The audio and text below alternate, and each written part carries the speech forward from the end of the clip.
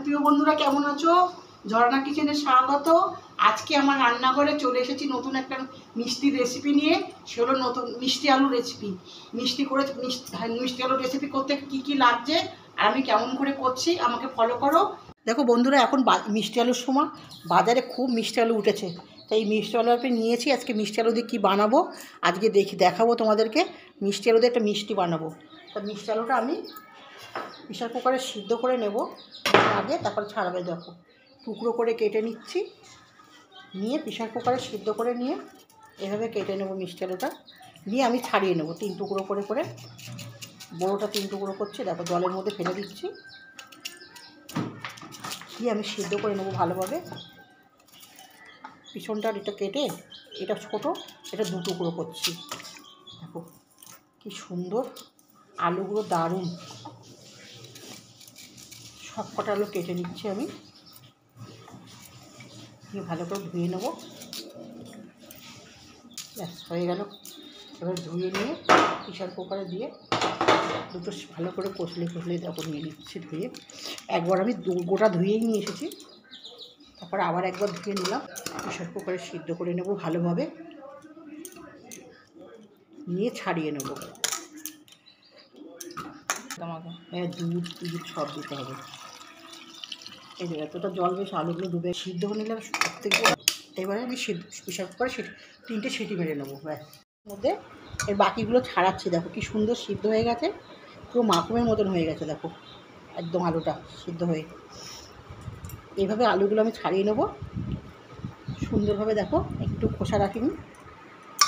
সিদ্ধ করে নিলে আলুটা ভালো ছাড়ানো যায়, ভালো হয় বেশ। এই দেখো কি সুন্দর করে ছাড়ানো যাচ্ছে সিদ্ধ আলু। দেখো আলুগুলো পুরো আগে আমি একটু করে নিচ্ছি এরকম করে। দেখো আলুগুলো আমি ভালো করে একটুখানি মিক্স করে নিলাম।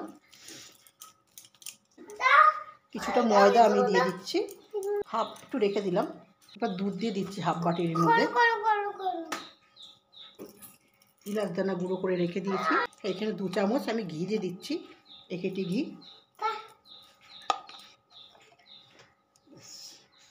দিয়ে এবারে ভালো করে এটাকে সুন্দর করে মেখে নেব, আলুর সাথে সুন্দর করে মেখে নেব।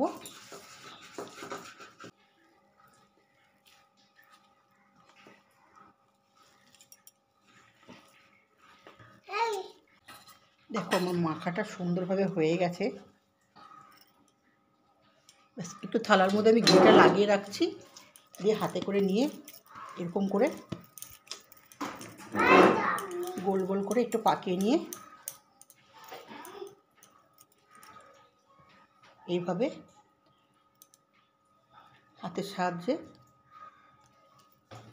দেখো এইভাবে করে রেখে দিচ্ছি। মিষ্টিটা একটা থালার মধ্যে রেখে দিচ্ছি। আবার একটু আমি হাতের মধ্যে ঘি লাগিয়ে নিচ্ছি, আমি চেপে দেবো। দিয়ে এভাবে মিষ্টি দেখো বানিয়ে নিচ্ছে সবগুলো। দেখো থালার মধ্যে একটু ঘি রেখেছি তো লেগে না যায়। এইভাবে দিয়ে আমি করে রেখে দিচ্ছি সব কটা।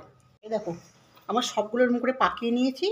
নিয়ে একটা কাঁটা চামচি নিয়ে এইভাবে করে একটু সাইডগুলো দিয়ে একটু ডিজাইন করে দিচ্ছি, যদি দেখতে সুন্দর লাগবে।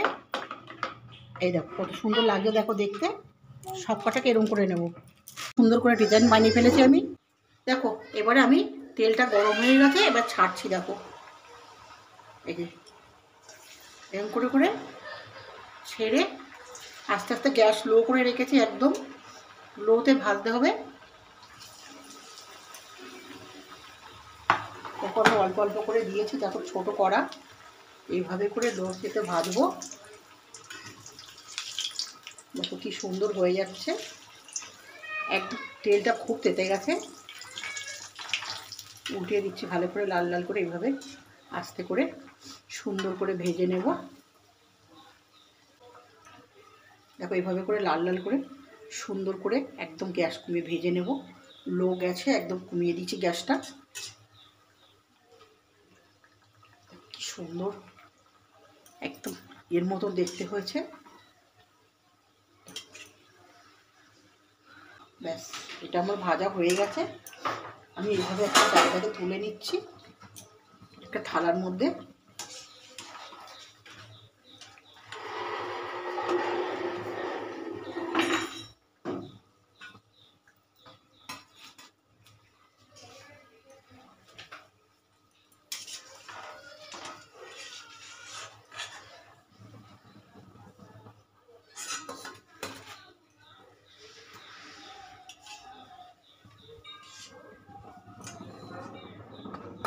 দেখেছো, এইভাবে লাল লাল করে ভেজে নিতে হবে এটাকে। ব্যাস, এবার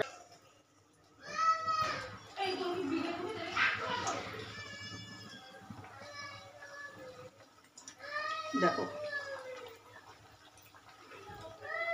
দেখো পাশের গ্যাসে আমি এখানে এবারে রসটা বসিয়ে দেবো। এখানে আমি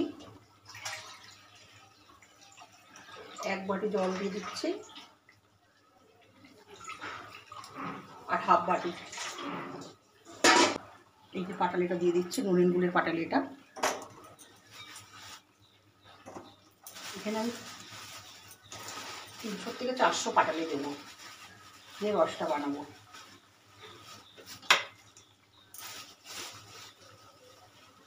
লো গ্যাসে এটাকে ভালো করে ভেজে নিচ্ছি,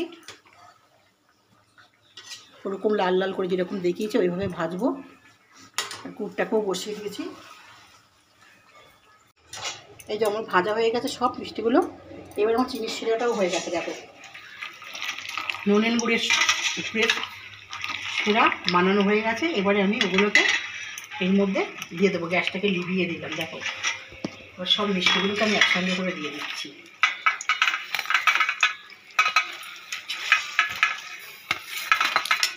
দেখো সবগুলো আমি দিয়ে দিলাম।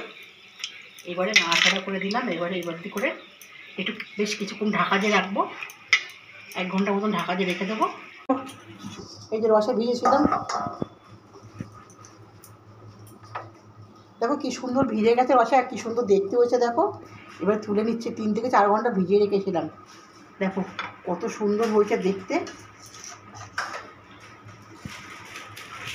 একদম দারুণ হয়েছে, রসগোল্লার মতন দেখতে একদম। এই মিষ্টি খেলে না দোকানের মিষ্টি আর খেতে চাইবে না কখনো।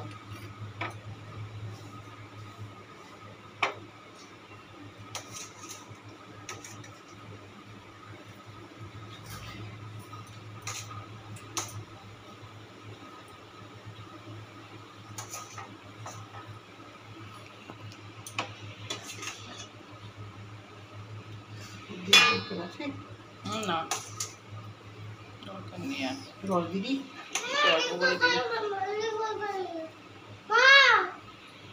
কি সুন্দর হয়েছে দেখতে। নমস্কারটা বলেই মনে হচ্ছে।